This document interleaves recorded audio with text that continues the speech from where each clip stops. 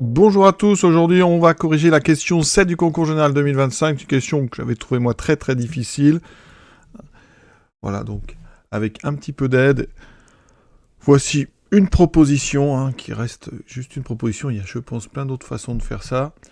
Donc cette question 7, alors je rappelle brièvement, on est dans l'étude ici de points situés sur une parabole et on avait les abscisses. Il y a un point P ici, donc on prend des points P dans cette question. Alors il faut vraiment avoir fait le sujet, sinon c'est pas compréhensible.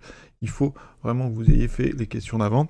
Donc ici on prend XP appartient à Q, donc XP on va l'écrire A sur B, d'accord, avec donc A et B, donc on prend A et B, donc A dans Z étoile et B dans N étoile. D'accord. Ensuite, on avait montré que dans ce cas-là, on associe un deuxième point qui s'appelait le point P plus P, dont les coordonnées, dont l'abscisse était XP carré moins 1 sur 2XP. Ça veut dire qu'ici, première étape de cette question 7, on calculait XP plus P. Ça donnait donc, alors avec l'écriture fractionnaire, donc ici A sur B moins 1, et 2 fois A sur B. On met vite au même dénominateur. Donc ici, il y a le carré, il ne faut pas que j'oublie, bien sûr. Donc en haut, ça me fait du A carré moins B carré. Et donc en bas, j'ai un B carré qui va simplifier ce B, il me reste 2AB. Voilà. Et là, on voit le lien déjà avec la question précédente. Il y avait du A carré moins B carré et du AB. Alors il y a un 2 qui traîne, qui va nous gêner un tout petit peu. On va être obligé de faire 2 cas. Mais voilà, donc ça, c'était la première étape de cette question. Donc on a A carré moins B carré sur 2A. Quel est l'objectif? De montrer ici un encadrement sur petit h. Alors petit h, on va rappeler ce que c'était. C'était le logarithme d'un grand H. Et le grand H donc de XP, maintenant qu'on a XP plus P, donc ici le grand H de XP, c'était le maximum ici, donc de l'écriture avec A et B, l'écriture donc en irréductible de A et B, ça fait le maximum de valeur absolue de A, valeur absolue de B. Alors déjà, oui, il y a des choses. Et après, il fallait passer à un grand H donc de XP plus P. Et là, on avait un premier problème parce qu'il faut une écriture réductible. Donc c'est là qu'ici, on avait 2 cas qui apparaissaient. Bon, ça, c'est une première chose. Donc il va falloir traiter 2 cas selon que A carré moins B carré et 2AB sont premiers entre eux ou pas. Donc ça, déjà, premier problème dans cette question. Deuxième, il faut essayer de revenir de notre, de notre encadrement, ce qu'on veut, à quelque chose d'un peu plus simple avec les max. Donc on va partir de l'encadrement, essayer de voir un petit peu ce qu'on attend de nous. Donc ici, vous voyez, j'ai cet encadrement à montrer, donc je ne sais pas, je ne l'ai pas encore montré. Ici j'ai remplacé donc les petits h par ln de grand H, d'accord? La définition de petit h de P, c'est ln du grand H de XP. Donc j'ai remplacé, je vais enlever partout ln de grand H, donc ça veut dire que je dois arriver à ici un petit m, ici un grand m, donc je vais encadrer une expression, avec ici un 2ln, donc le 2 je vais le passer en carré, et comme je vais avoir une soustraction qui apparaît, j'aurai donc ln de h de xp au carré sur h de xp plus p. Voilà. Ça veut dire que maintenant je passe à l'exponentielle, et donc j'arrive à une expression qui est h2 de xp sur h de xp plus p. Et donc il faut encadrer.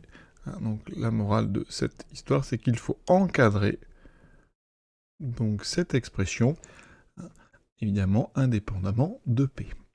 On doit donc encadrer h de xp sur hxp plus p, un grand H, sachant que h c'est le max des valeurs absolues de A et B, quand on a écrit xp sous la forme A sur B avec le PGCD de AB égale 1. Vous voyez des choses à dire. Maintenant, pour le h de xp plus p, là, il faut faire attention, parce que d'après la question 6, on sait que PGCD de AB est égal à 1, donc on a prouvé dans la question 6 que le PGCD de A2 moins B2 et AB est égal à 1, mais il n'y a pas le 2. Donc là, faire attention. Premier cas,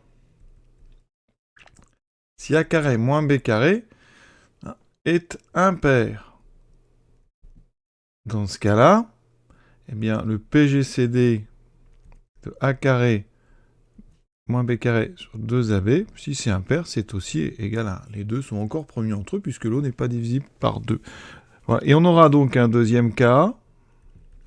Si A carré moins B carré est pair, autrement dit, eh bien, on peut simplifier. Ça veut dire que là, il faudra donc écrire xp plus p plutôt sous la forme a carré moins b carré sur 2 divisé par ab, de façon à avoir ici un PGCD de A2 moins B2 sur 2, AB qui est bien égal à 1, oui, puisque j'ai simplifié par 2. Voilà. Donc vous voyez qu'il y a deux cas qui sont quand même déjà pas évidents. Et maintenant on va donc s'occuper, on va commencer par le premier cas, puis après on fera le deuxième. Premier cas, donc, ça veut dire que maintenant je peux exprimer h de x p plus p, puisque j'ai une écriture ici de xp plus p, parce que ici c'est h, donc de a carré moins b carré sur 2ab avec un PGCD qui vaut 1, c'est donc le max de valeur absolue de A2 moins B2 et de 2AB. On se rend compte qu'ici, eh bien, cette écriture, elle est symétrique par rapport à AB. Et moi, il faut que je la compare. Il faut que je compare avec le max de A, valeur absolue de A, valeur absolue de B au carré. Donc ici, on peut supposer, supposons un premier cas, on va supposer que A est supérieur ou égal à B. Bon, B est positif, je peux quand même laisser valeur absolue de toute façon, ça marchera quand même. Donc supposons qu'on ait ça. Ça va nous permettre de dire que dans ce cas-là, première chose, le max de AB au carré, c'est donc le plus grand des deux CA, ça sera donc valeur absolue de A au carré. Donc je dois comparer ça avec ceci. Donc maintenant je vais regarder mon max de A carré moins B carré 2AB. Alors une chose assez simple, c'est que A carré moins B carré, on va plutôt prendre le 2AB, pardon. Le 2AB, je commence par c'est vraiment le plus simple. Dans ce cas, il est inférieur à 2A carré. D'accord? Première chose. La deuxième, la valeur absolue de A carré moins B carré est plus petite que A carré plus B carré. Donc inférieur à A carré, valeur absolue de A carré plus valeur absolue de B carré, puisque j'ai supposé que valeur absolue de A était plus grande que valeur absolue de B. Donc ça, c'est plus petit aussi que 2 valeur absolue de A carré. Donc conclusion, ça veut dire que le max de A carré moins B carré, 2AB, est donc inférieur ou égal à 2A carré. Donc, on vient de faire la moitié du travail, peut-être la plus simple, il faut quand même le dire, parce que ici à gauche,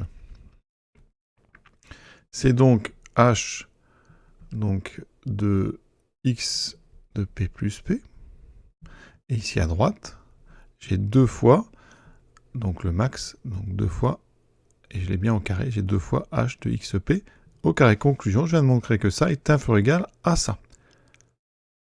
Ici, vous voyez qu'on va passer au logarithme, donc ça veut dire que ln de grand H de xp plus p est donc inférieur ou égal, j'ai un produit là, donc ln de 2 plus ln donc de h carré, donc je sors le 2, 2 ln de h donc de xp, voilà, ça c'est donc petit h de p plus p, qui est donc inférieur ou égal à ln de 2 plus 2 fois h de p. On retient, alors par rapport à ce qu'on voulait, ici moi je voulais encadrer h 2 fois h de p, donc ça veut dire que je viens de montrer que 2h de p est supérieur ou égal à, donc le ln de 2 je le mets de l'autre côté, moins 1 ln de 2 plus h de p plus p. Donc dans ce cas-là, vous voyez, lui, c'est notre petit m, voilà. Pour avoir, donc, ici, l'inégalité dans l'autre sens. Voilà, c'est un petit peu plus difficile, c'est vraiment la partie difficile, je pense. Donc ici, il faut gérer ce max de A carré moins B carré 2AB. Donc je vais prendre deux cas, donc premier cas, si on a donc A2 moins B2 qui est plus grand, par exemple, que 2 valeur absolue de AB. Alors ici, j'ai choisi valeur absolue de A plus grand que valeur absolue de B. Par symétrie, l'autre cas se fera très bien. Donc là, ça veut dire que c'est A carré moins B carré. Ici, on va se débarrasser. Alors dans le texte, B était supérieur, était un entier, donc on peut enlever l'absolu sur le B, donc on a ceci. Voilà. On peut déduire de ça, ici, que A carré est donc plus grand que 2AB, d'accord? Puisque A carré est plus grand que A carré moins B carré. Et comme j'ai choisi donc valeur absolue de A plus grand que valeur absolue de B, ici je peux mettre supérieur à 2B carré. Donc A carré est plus grand que 2B carré. J'en déduis que, donc ici, donc A carré est plus grand que 2B carré, donc ça veut dire que moins A carré est plus petit que moins 2B carré. Alors, regardez, ici la petite astuce, vraiment, On va ajouter 2a carré des deux côtés. Ça veut dire que a carré sera plus petit que 2a carré moins 2b carré. Et ça veut dire que a carré est donc plus petit que 2 fois a carré moins b carré. Et là, on avance bien parce que dans ce cas-là, puisque a carré c'est notre max, ça veut dire qu'on vient de montrer que le max de valeur absolue de a, valeur absolue de b au carré est donc inférieur à 2 fois donc a2 moins b2, qui est forcément, alors ici on va faire ça, et ça c'est forcément inférieur ou égal à 2 fois le max, donc de valeur absolue de a2 moins b2 et de 2ab. Et donc on a bien ce qu'on voulait, je vais recopier une fois, on a bien réussi à mettre ici un max donc au carré. Voilà. Donc dans ce premier cas où a carré moins b carré est plus grand en absolu que 2ab, on a le max au carré de ça qui est donc inférieur ou égal à 2 fois le max de a2 moins b2 2ab. Maintenant, je vais faire le deuxième cas, hein, parce que là, j'étais dans un premier cas, si a carré moins b carré est plus grand que ça. Maintenant, deuxième cas, c'est si a carré moins b carré en valeur absolue est plus petit que 2ab. Dans ce cas-là, alors on a des choses hein, qui sont les mêmes. On avait supposé vraiment qu'on est dans ce cas où grand A est plus grand que grand B en valeur absolue, donc c'est a2 moins b2. Et donc ici, j'ai a2 moins b2, cette fois-ci, qui est inférieur ou égal, alors j'aurais pu mettre strict, mais ça ne changera rien, de valeur absolue de a, b, puisque b est censé être positif. Et on veut, vous voyez, obtenir, pareil, on veut ici majorer le max de a, b au carré. Et on se rappelle bien que, puisqu'on est dans ce fameux cas où a plus grand que b, ça, c'est valeur absolue de a au carré, d'accord, ce max-là. Donc je dois majorer valeur absolue de a au carré avec une expression qui sera a carré moins b carré ou 2ab. Ici, regardez, ça veut dire que a carré est plus petit donc que 2ab plus b carré. Alors, là, on va factoriser par b. B qui est positif, voilà, dans le texte. Donc ça fait ceci, plus donc b. Et là, regardez, j'ai un b, ce serait bien que je fabrique du ab. Donc là, ici, on va remarquer que 2a plus b, ça c'est plus petit que 3 valeur absolue de a, puisque valeur absolue de a est plus grand que valeur absolue de b. Et donc ici, on en déduit que c'est inférieur ou égal à 3 valeur absolue de a fois b. Autrement dit, hein, eh bien, on vient de montrer que a carré, qui est donc le max de a carré b carré, alors je vais mettre les carrés en dehors, ça sera mieux, je les ai laissés dehors depuis le début. Voilà, et donc inférieur à 3 fois, alors il me faut 2ab, donc 3 demi de 2ab. Donc, et comme c'est donc 3 demi de 2ab, et donc c'est inférieur à 3 demi fois donc le max de valeur absolue de a2 moins b2 et de 2ab. C'est exactement ce qu'on voulait. Cette fois-ci, on a un coefficient qui est 3 demi. Donc dans ce deuxième cas, le max de ab au carré est plus petit que 3 demi de max a2 moins b2 2ab. Voilà, je répète, la valeur absolue autour de b, on peut l'enlever. Et donc, si on fait le bilan des deux cas, ça veut dire que notre max des AB est inférieur à 2 fois le max des A2 moins B2, 2AB. Et donc, quand on passe après au grand H au logarithme, ça veut dire qu'ici, on a donc ici h carré de xp qui est inférieur à 2 fois h de x p plus p. On passe au logarithme. Donc, j'ai 2 donc ln, ça fait 2h de p, qui est inférieur à ln de 2 plus h de p plus p.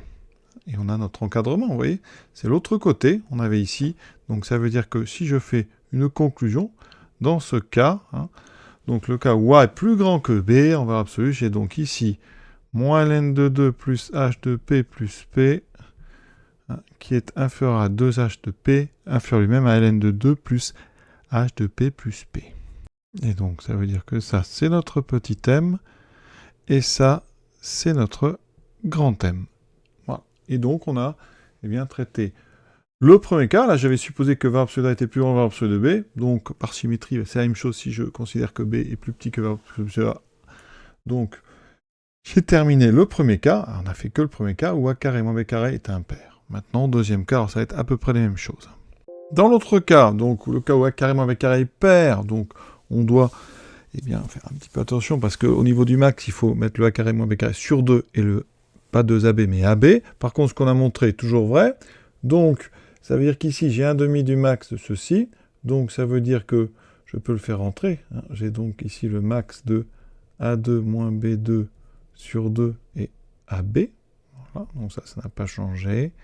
Ici, on a AB. Là, je vais...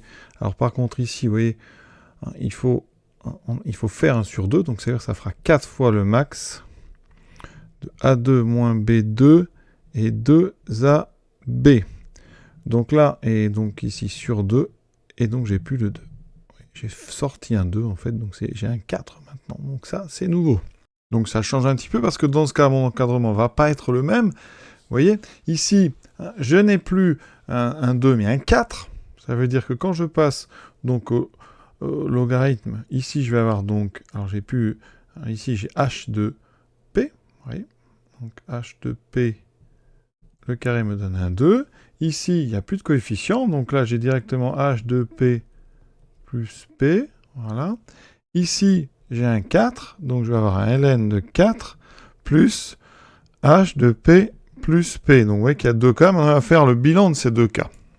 Donc, résumé, donc 2hp, et donc entre quoi et quoi? Alors à gauche, on a moins ln de 2, on n'en a pas, donc on doit garder le moins ln de 2, plus h de p plus p, et à droite, je vais prendre le plus grand des deux, c'est ln de 4. Donc ln de 4 plus h de p plus p. Donc ici, petit m finalement, au total, c'est moins ln de 2, et le grand m, c'est ln de 4. Voilà, je vais m'arrêter là, parce que on a terminé cette question 7. Moi, je trouve ça vraiment très, très, très difficile.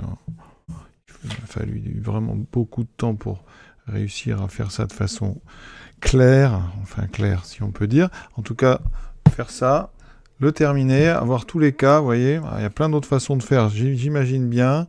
Hein, si vous avez des propositions plus simples, plus rapides, n'hésitez pas. Mais ça reste quand même, vraiment, je le répète, des questions qui sont très difficiles. Voilà. Après, c'est très joli, par contre, cette façon de regrouper toutes les questions précédentes. Il y en a une, par contre, dont on n'a pas utilisé, c'était la question 5. Mais voilà. Là, on a quand même utilisé les PGCD, des max qui sont difficiles à trouver, et les écritures petit h, grand h, etc. Tout ça dans un même exercice, en un temps qui est très limité. Vraiment, chapeau à tous ceux qui réussissent à faire ça. Je ne dis qu'un grand bravo. Voilà. Je vous souhaite une bonne fin de journée à tous et à bientôt.